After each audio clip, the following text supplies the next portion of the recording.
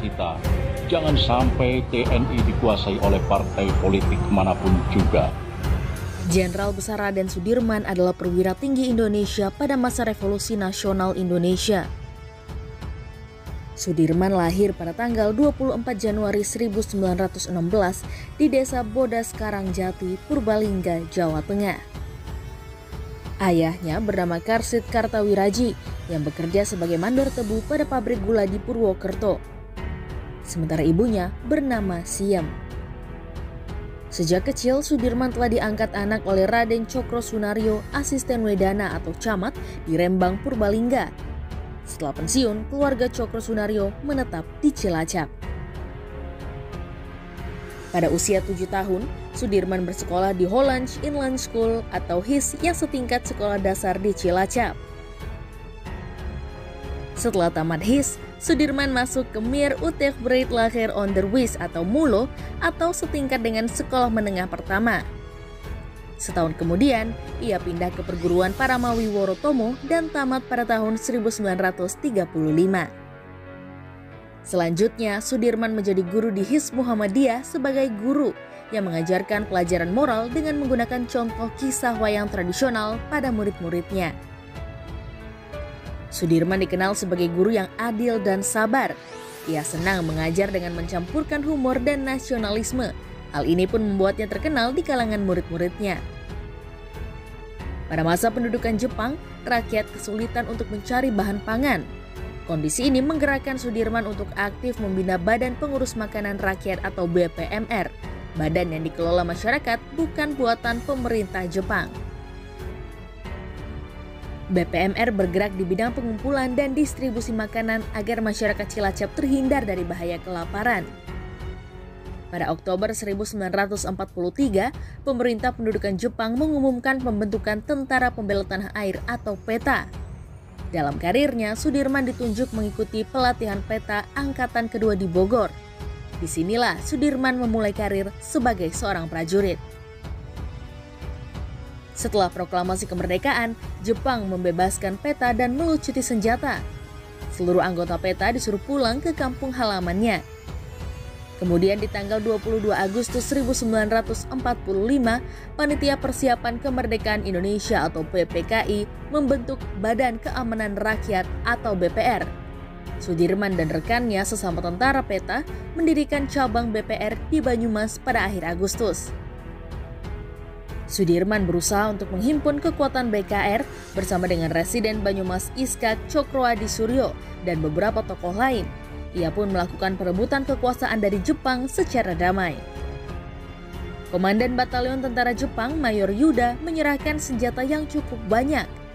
Karena itu, BKR Banyumas merupakan kesatuan yang memiliki senjata lengkap.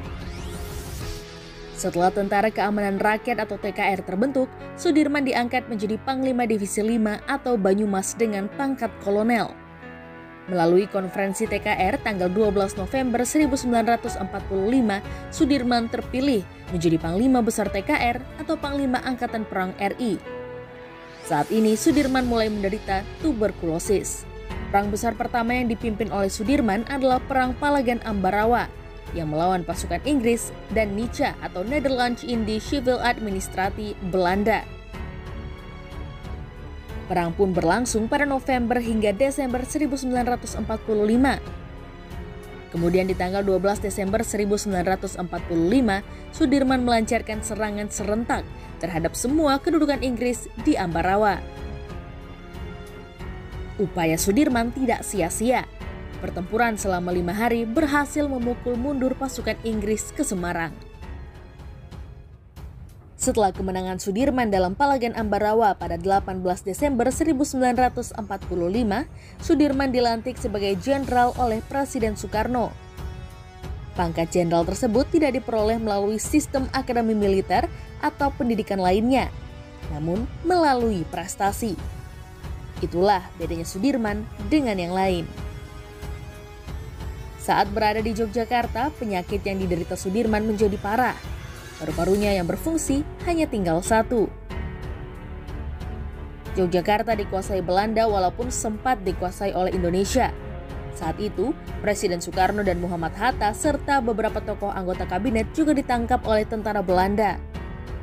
Karena situasi yang genting, Sudirman dengan tandu berangkat bersama pasukannya dan kembali melakukan gerilya.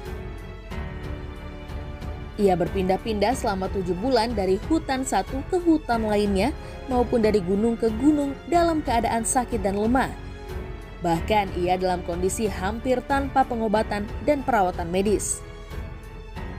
Mulai 1 April 1949, Sudirman menetap di Desa Sobo, Solo, Jawa Tengah. Di saat sakit, semangat juangnya tidak luntur. Ia tetap memberi petunjuk dan strategi kepada para prajuritnya. Perang gerilya itu akhirnya berhasil mematahkan serbuan Belanda. Belanda pun mengajak untuk berunding. Sebagai pahlawan pembela kemerdekaan, Sudirman diminta untuk kembali ke Yogyakarta karena perundingan dengan Belanda tentang angkatan perang tidak mungkin tidak dihadiri oleh panglima besar di ibu kota. Pada tanggal 10 Juli 1949, Jenderal Sudirman dan rombongan kembali ke Yogyakarta. Untuk menyambut kedatangannya, parade militer yang diadakan di alun-alun Yogyakarta berlangsung sangat haru. Pasalnya, kondisi fisik Sudirman terlihat pucat dan kurus. Rasa haru dan kagum bercampur menjadi satu. Ini juga menunjukkan betapa berharganya Sudirman di hati anak buahnya. Pemerintah Indonesia dan Belanda terus mengadakan konferensi panjang selama beberapa bulan. Perundingan berakhir dengan pengakuan Belanda atas kedaulatan Indonesia pada 27 Desember 1949. Pada saat itu, Sudirman diangkat sebagai Panglima Besar TNI di negara baru bernama Republik Indonesia Serikat.